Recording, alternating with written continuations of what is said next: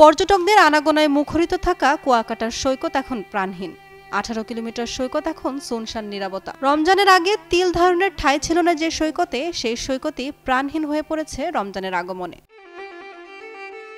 রমজান ব্যতীত অন্য সময় পর্যটন নগরী কুয়াকাটায় পর্যটকদের আনাগোনায় মুখরিত থাকে। পর্যটকদের সেবায় বিভিন্ন হোটেল, মোটেল ও রিসোর্টে তৈরি করা হতো মুখরোচক নানা ধরনের খাবার। সেই খাবার থেকে অতিরিক্ত খাবার খেয়ে দিন পার করে কুয়াকাটায় অভিভাবকহীন ভবঘুরে মানুষ এবং বেয়ারিশ প্রাণীরা।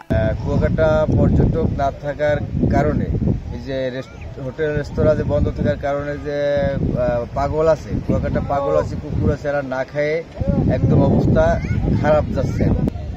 তো রমজানের সময় কুয়াকাটাতে প্রতি বছরই কম বেশি লোকজন থাকে, এবছর একটু কম।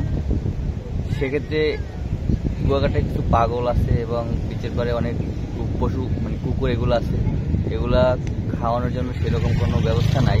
তো আমরা মোটামুটি কায়দা যতটুকু পারতেছি একটু তাদেরকে সহযোগিতা করতে। বর্তমানে রমজান উপলক্ষে কুয়াকাটার সকল রেস্তোরাঁ বন্ধ থাকায় অলস সময় পার করছেন কর্মকর্তা ও কর্মচারীরা। যে আমাদের কুয়াকাটাতে মূলত রমজান মাসে একেবারেই পর্যটক শূন্য থাকে এবং এই সময়টাতে আসলে আমাদের যারা স্টাফরা রয়েছে এবং ম্যানেজার, ফ্রন্ট ডেস্ক সহ যারাই রয়েছে তারা একেবারেই আসলে অলস সময় পার করছে। অন্যদিকে হোটেল, মোটেল এমপ্লয়িজ অ্যাসোসিয়েশনের সভাপতি জানান, এক মাস কুয়াকাটায় পর্যটকদের আনাগোনা না থাকায় অনেক হোটেল, মোটেল কর্মচারীদেরকে চাকরি থেকে অব্যাহতি দিয়েছে। আসলে এখানকার যারা স্টাফ রয়েছে এরা কিন্তু একবারে বেকার সময় পার করছে।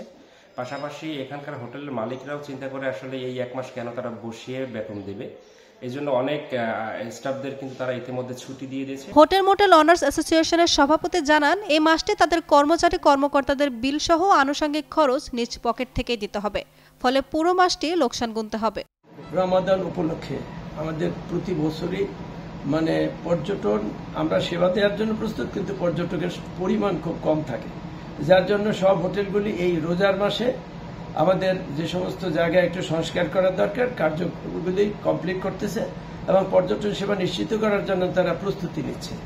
যার জন্য আমরা আশা করব ইন ফিউচারে ঈদুল আজহা, ঈদুল ফিতর উপলক্ষে অবশ্য একচেটিয়া মানুষের উপচে পড়া ভিড় হয়, এরা এবছরও আমরা আশা করব হবে, কিন্তু এই রোজার মাসে অন্যান্য ধর্মাবলম্বীদেরকে আমাদেরকে আহ্বান করা উচিত পর্যটকদের পর্যটন কেন্দ্রে তাদেরকে বিচরণ করার জন্য।